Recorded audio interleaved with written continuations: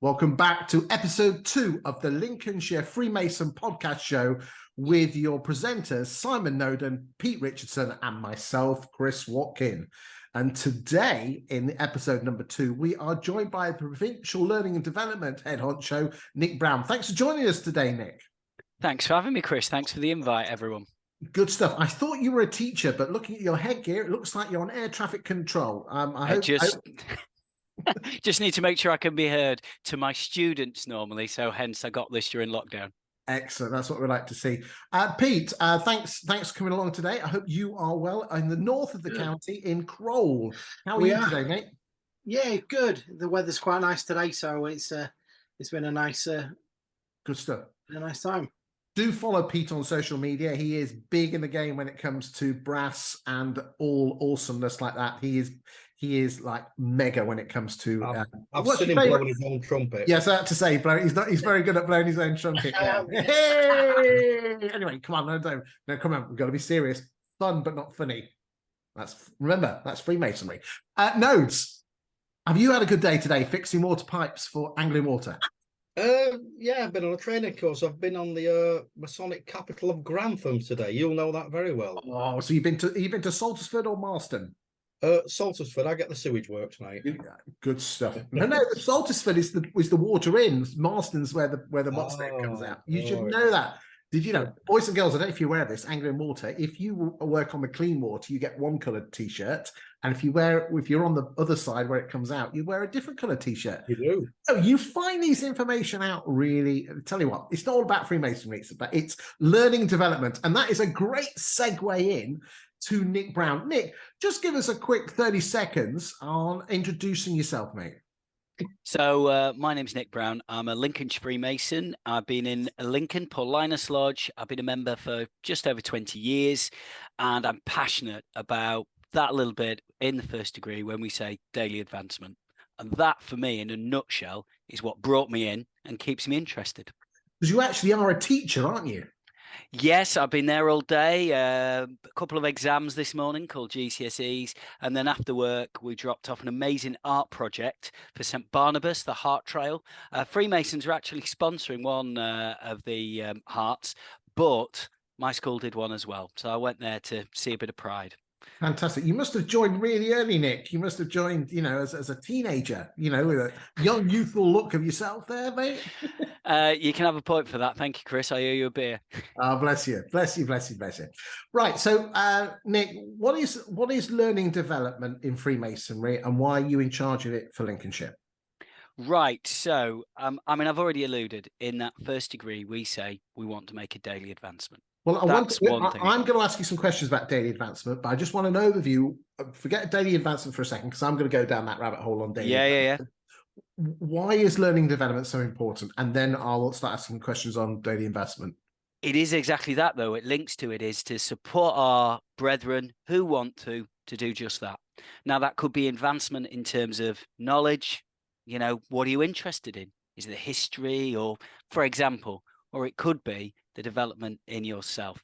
When I joined Freemasonry, I was actually a lot shyer than I am now. No, absolutely true. Said. No, I certainly, every time I deliver ritual, I am as nervous as anything, but it's got easier over the years. My stomach, if you could x-ray my stomach as I'm delivering it, it's like a washing machine. And it has helped me a lot. It's helped me with work professionally, being able to do assemblies. I've really struggled talking in front of a big group of people. 30 students, so I know, no problem. But bigger groups, I really struggled. Okay, so the vast majority of people watching this will know that daily advancement in Freemasonry knowledge is part of the first degree ceremony. And boys and girls, to become a Freemason, there are 3 ceremonies you go through: the first degree, the second degree, and the third degree. And what are some practical ways that Freemasons to incorporate daily Masonic learning into their routine? That's a really good question. There's a lot of tools. The first thing I'm going to say is talk to people, ask people. People, I believe, want to join Freemasonry because there's something about it. They want to know more. What is going on? This is an organization that's been going on for hundreds of years. So what's it about? Whether they're interested in whatever element, history is one I've already mentioned, the symbolism, the lessons, what does it teach? My first thing is talk. Second thing, there's some really useful resources online. We happen to have UGLE sponsor an amazing online library of quality materials and podcasts called Solomon. So are Freemasons, and the big house in London is UGLE, United Lodge of England. What sort of technology and digital resources are out there to enhance their daily investment in Masonic knowledge? If only there was a website that people go to with everything in. If only, would you believe it? And that's where Solomon comes in. Now, I want you to picture, we've got Anglian Waterman down there in the corner. He, when he started work, would have had an induction. Pete, before he got to learn the trumpet, would have tried something else and looked at the instruments and found out a bit about them. He'd have had an introduction and induction. And that is what Solomon helps you do. It gives you on the welcome modules, one for each of the 3 degrees, but it's also one for the Royal Arch, those 4 basic important ceremonies that we've got to remember. And they've got a welcome module to say, you want to find out more? Here's a little video. Here's a little quiz. Here's a little snippet. So it's bite-sized chunks. You can use it on your mobile phone and make your daily advancement when you want to. Essentially, if you want to learn more, resources are out there. And by asking questions, we can show you where they are. Okay, let's go old school now. Are there any specific books or literature that you recommend that Freemasons study as part of their daily Masonic learning? That is a huge question. I think in the Chisel, Simon, we review a book a month on Masonic history? Done that before, yeah, but the Chisel just seems to grow and more content, and you have to... yeah, we've had some contributions from some well-known authors, haven't we? We have, because we've got authors who come to us and said, yeah, actually, I'll write something for you. There's a lot out there, so I wouldn't want to pick out any favourites. But Masonic Etiquette is one. This is something that people are really interested on by Graham Redmond. I think that's an essential read. But again, talk to people. It depends what you're interested in. Do you want to find out about the history of it, or all the symbolism, or the messages, or the esoterics? It's up to you. It works on so many different levels. And I think really one thing you need to read is the booklets that you receive after the 1st degree, 2nd degree, 3rd degree, and the Royal Arch ceremony, the degree there too. Now, a big thing which just coming from learning development that you work very closely with is the guys in the mentorship team. What role does mentorship and discussion groups play in supporting Freemasons' daily advancement in their Masonic knowledge? I think for me, Masonry is a team sport, for want of a better analogy. We achieve more together and we learn from each other, and we're richer by knowing people. It is a social activity. You can't form a ceremony without a team. The book says you can't actually have a new member join unless there's at least 7 of you there. So think about it like that.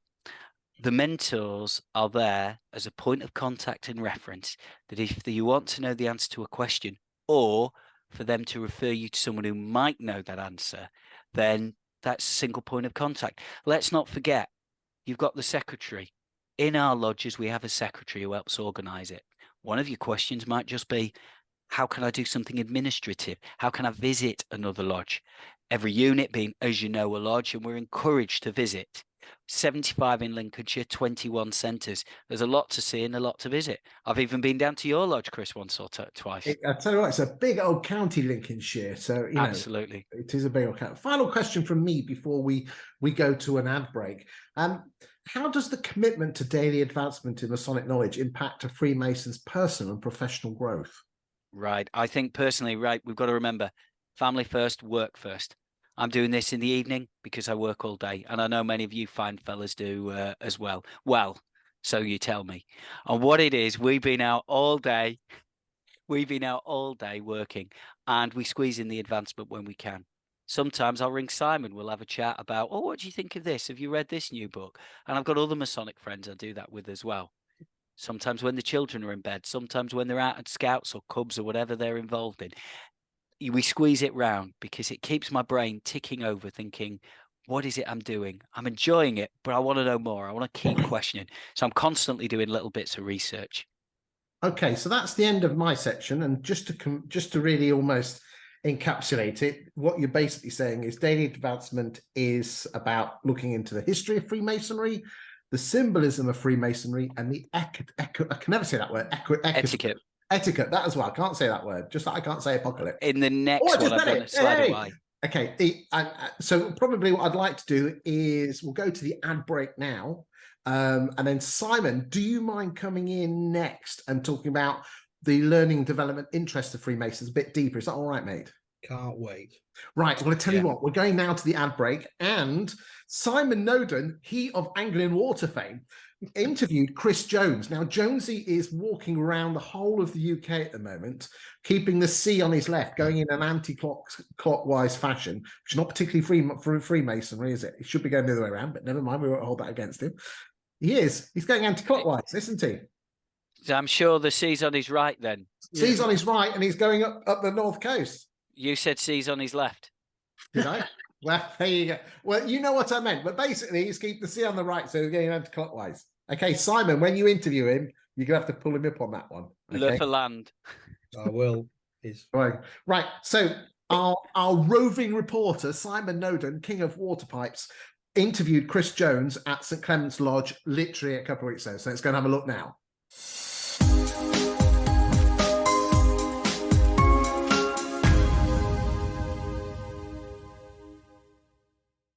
Chris, welcome to Skeg Masonic Centre. Thanks, Simon. Look at us, we're all sort of glammed up tonight. It's not often that I'm on this side of the camera for a change with you.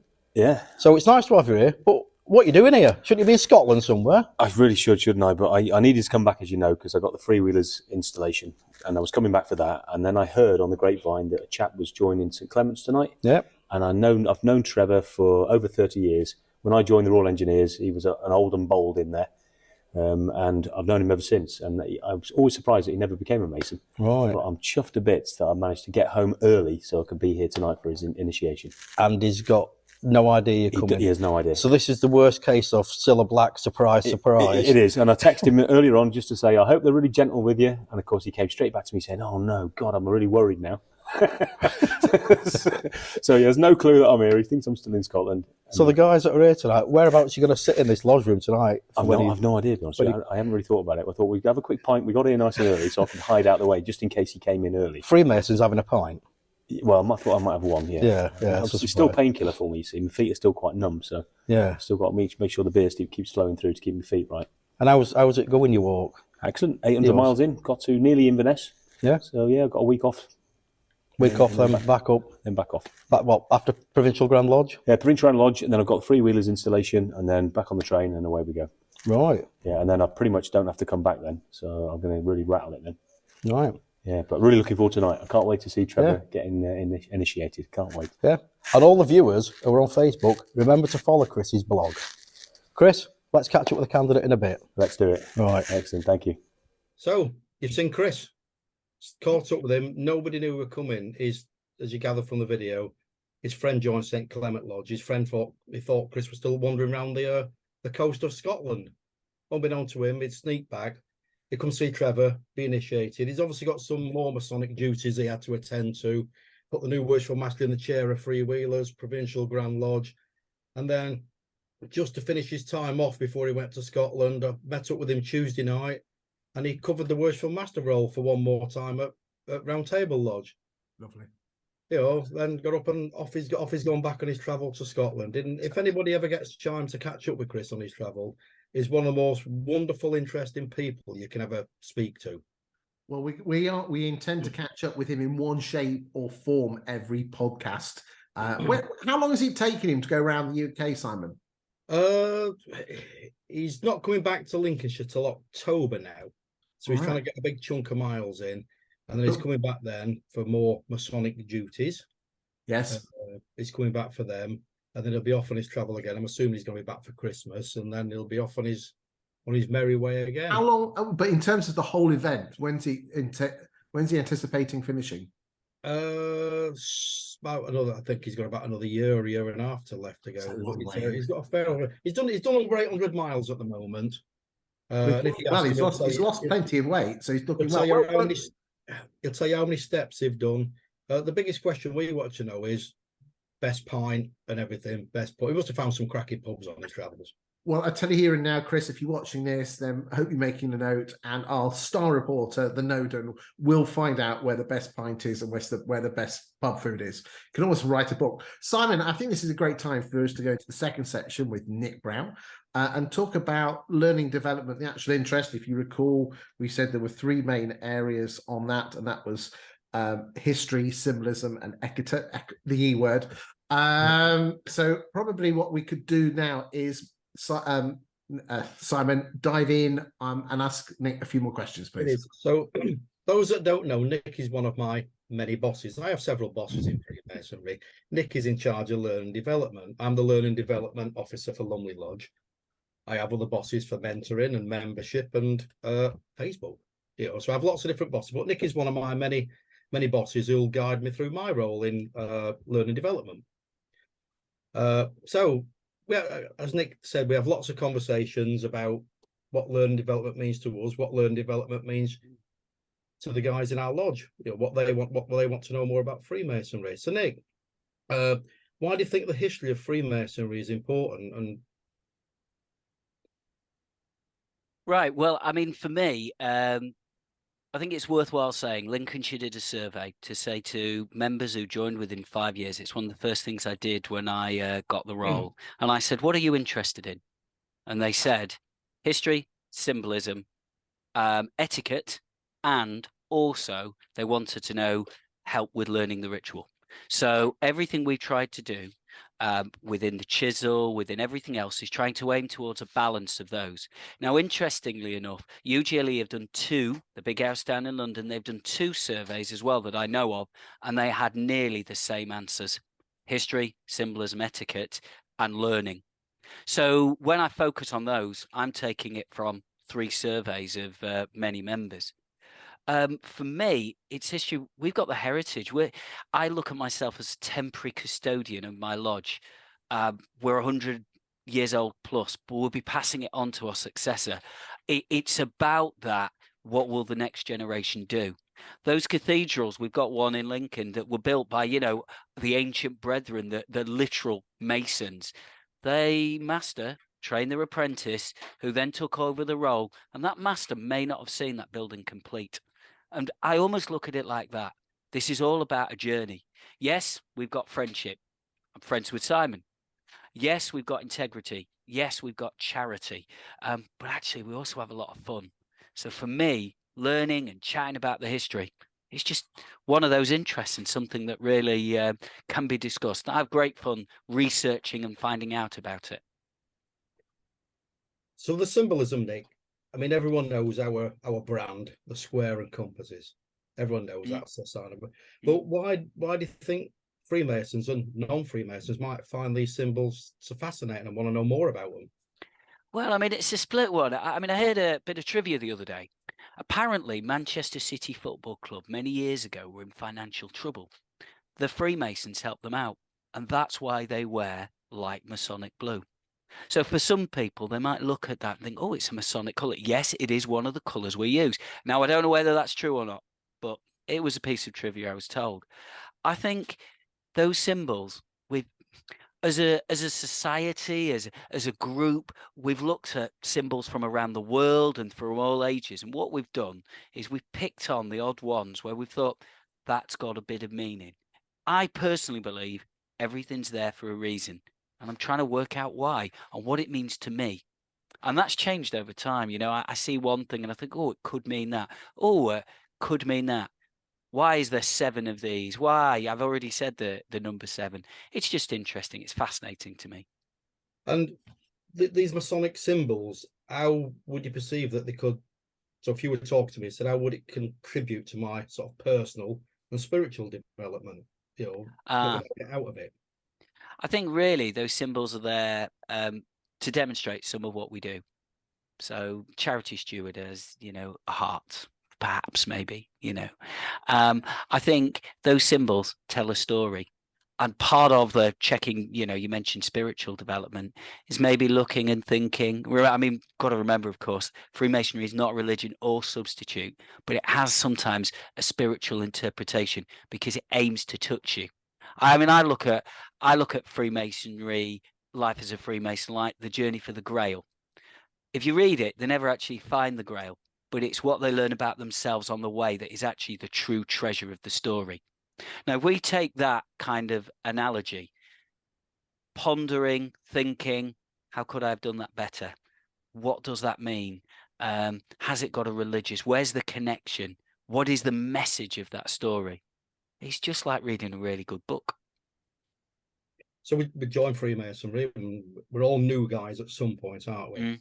So you join the lodge, and then we're going to learn about the sort of etiquette and the protocol, and how would you encourage someone for their own personal growth? Yeah, well, I think if we go to that, I mean, let's talk on the etiquette. Whatever society you're in, whatever you join, you know, we talk to military people who go to a barrack room. There's an etiquette. You go into, I mean, I'm a teacher, you go into a school. Every school I've ever worked in has its own little expressions, its own language, its own way of doing things, its own traditions. Yeah. And that is part of what the etiquette is. The only way you learn is ask. I've already alluded to that teamwork approach. Talk to people. People will know, and people are there to help you. As for personal growth, genuinely, the confidence I've seen people grow, the conversation skills, the finding out, you know, this money, we don't shout about it, but makes a massive difference. So charity, it's not just giving money, it might be giving time. Look, we've got Chris Jones giving up nearly 18 months and doing many thousands of steps. He's doing that for his personal growth, but also to raise profile on a huge amount of money. Wow. So that's not just charity in terms of money, that's charity in terms of his time.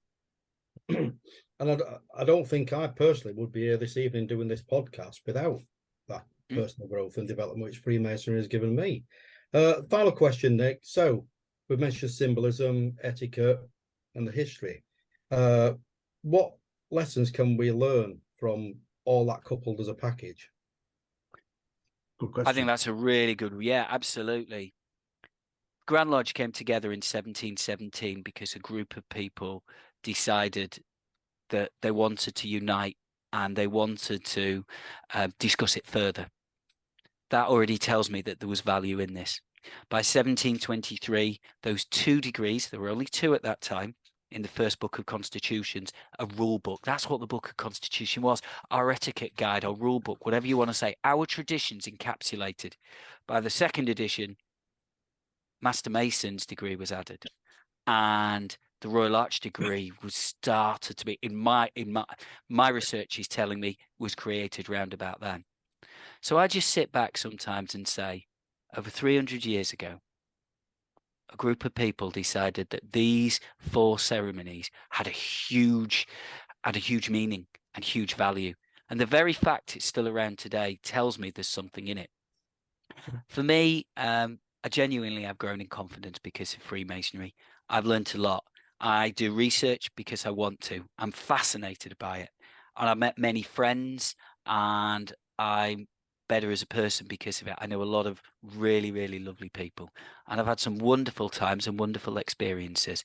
And up there, it's made me think, oh, I wonder what that could mean. How could I do that differently? Which has been invaluable. Thank you for that, Simon, and thank you, Nick, for that. So we're now going to go to our second ad break. And a sneak peek, boys and girls. We had the who's who of the provincial team. Fortunately, Nick, you were invited, but you got a daytime job, unlike the rest of them who, bless them, mostly are retired. So you couldn't make it, but you're here today, and I'm sure you will be seeing you much more of you coming down the line. And we had our provincial grand meeting literally a few days ago, and we had 2 brand new assistant provincial grand masters initiated in, and one of them was Jez Highland. And this is just a small clipette of us talking about the new 7-year UGLE strategy of both retaining and also bringing in new people into Freemasonry.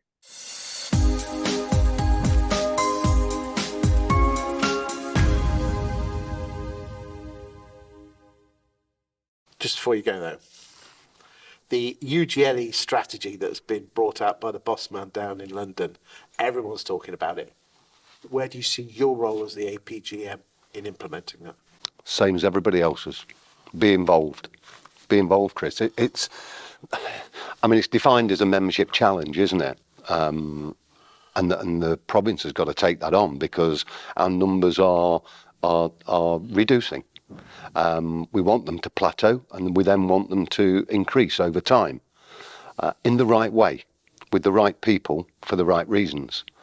And you know, as a hopefully a forthcoming APGM in the province that hasn't got membership under my umbrella, I still would make that one of the priorities that I've got as APGM, is to support the membership challenge in any way possibly that I can. Well, it's membership and mentoring, isn't it? Because, I mean, 20% of members leave between the first and third year. So in reality, you've got to get them in, but you've also got to keep them. Yeah. Now, interestingly, we had Dave Buckingham, who is the mentor.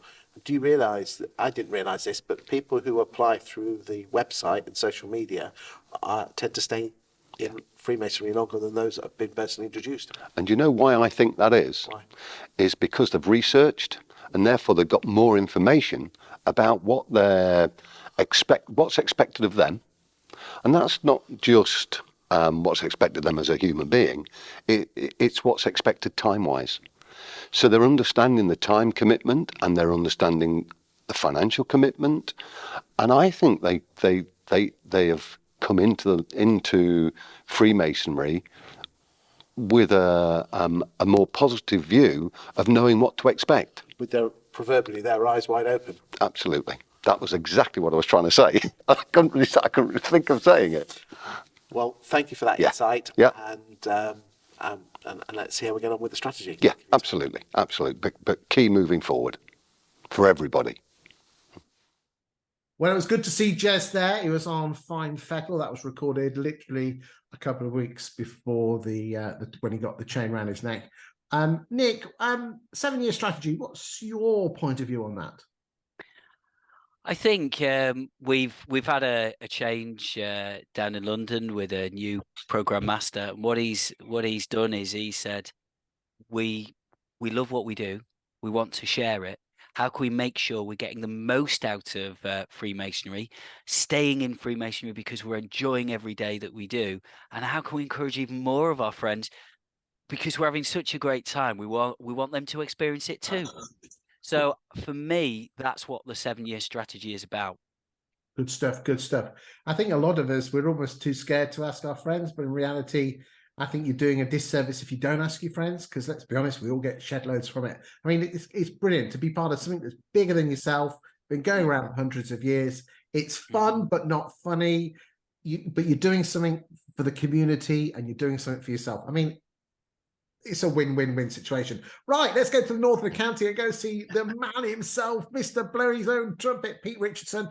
Pete, I want you to grill Nick about the resources that are available to advance their knowledge. Go for it, mate. No worries at all. So, actually, recently I became the mentor of Temple Bellwood Lodge up in Crowell. Congratulations. And next month, a new initiate who is a very good friend of mine and, funnily enough, a trombone player, will be coming into Freemasonry. So I've got a couple of questions, obviously, from my side. You said earlier a bit about Solomon. Mm. So what is the role of Solomon in providing Masonic knowledge and resources to Freemasons? Right. Well, Solomon came about 2019. And it came about because of a call from members. A survey said, where is a one-stop shop where we can get quality material? They're asking what books, what websites. There's a lot of disinformation out there. There's a lot of other Masonic traditions, America, France, which fantastic, but they do things slightly differently because we all have our own traditions. So Solomon was born. It started off as a repository of what they call nuggets, short bits of information, read them quickly, and papers.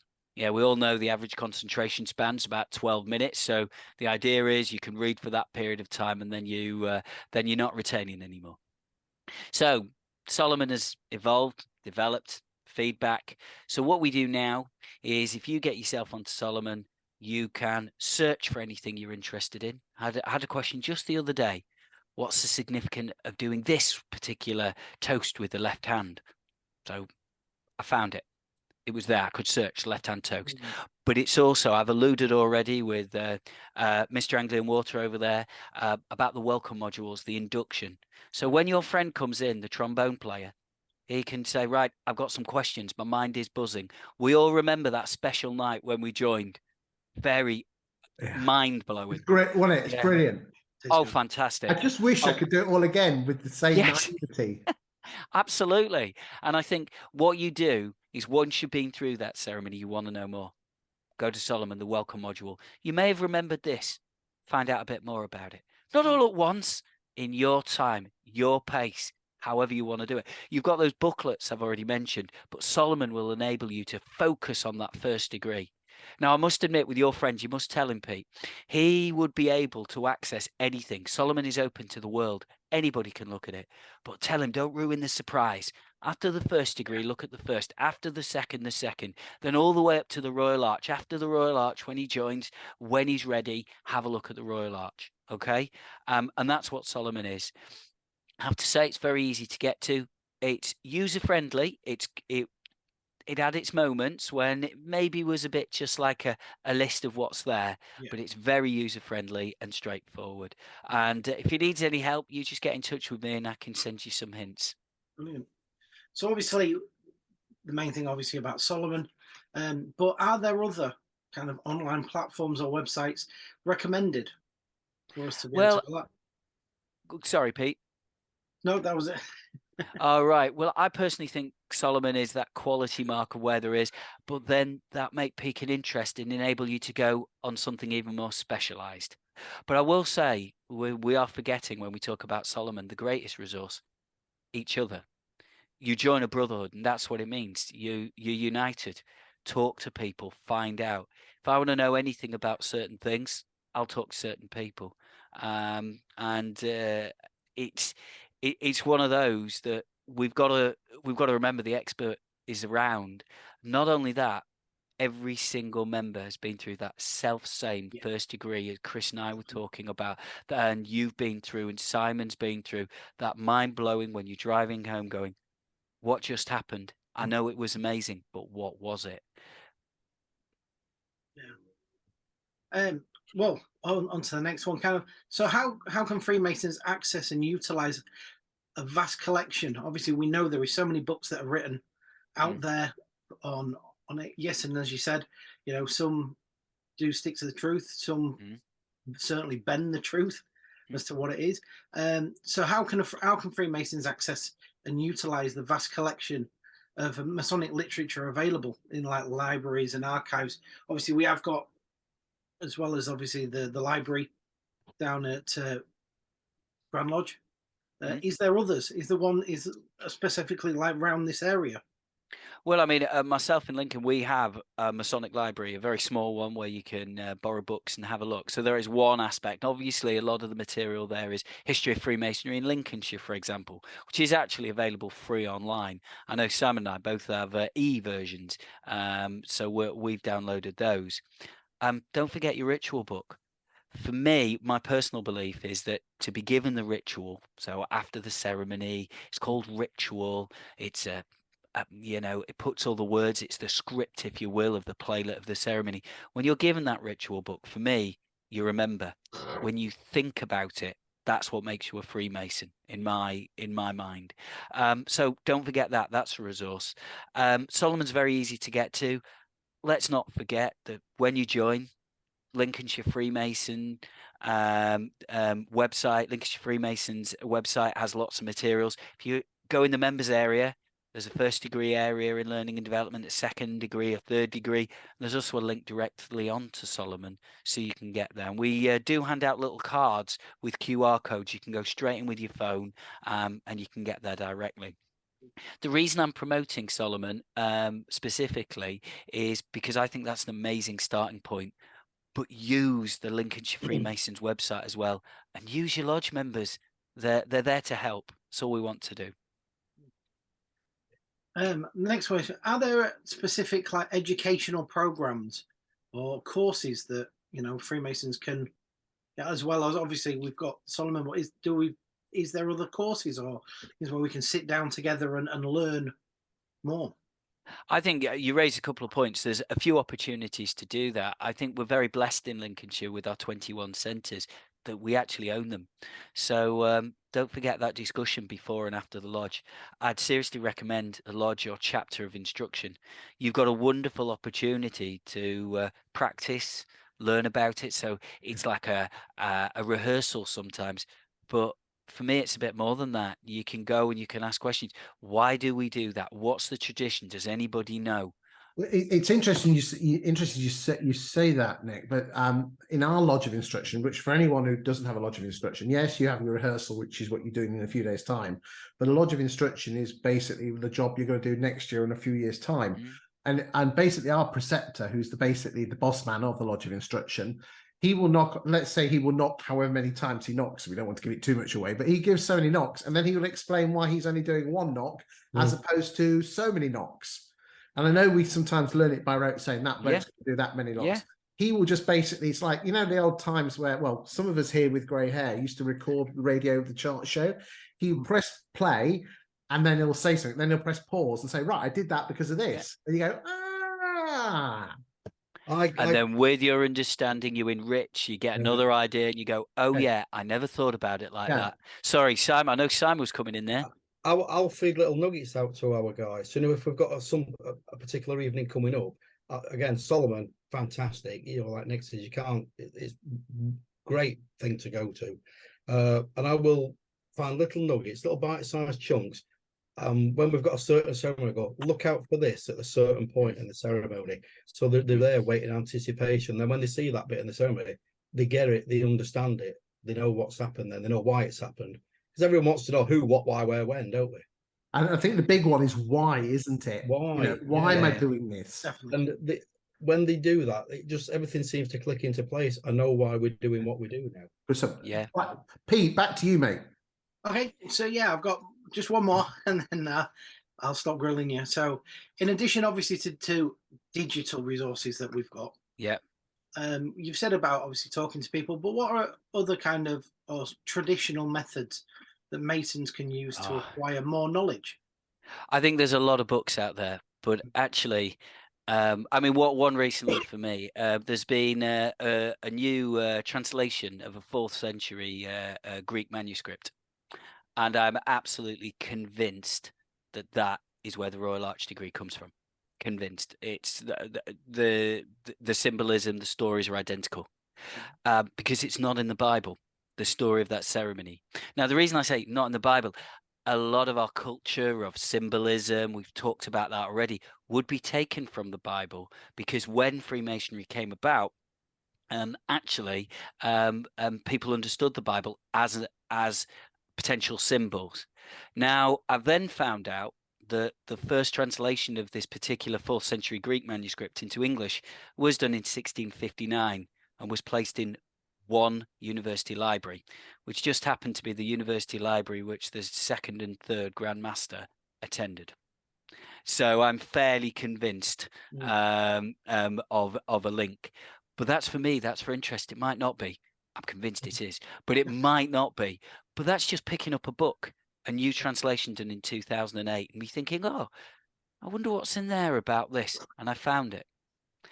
So books are there all the time. I said Simon's in the Chisel. We've often used books and done book reviews. I've done 1 or 2. He's done loads. And what we do is we look at them and say, actually, if you want to find out a bit more about this, there's a book on my shelf over there, recent acquisition, a book. Hogarth, he painted and he hid Masonic symbols in his painting. And as you look at them, a Mason, you'd say, I recognize that. Could he mean that?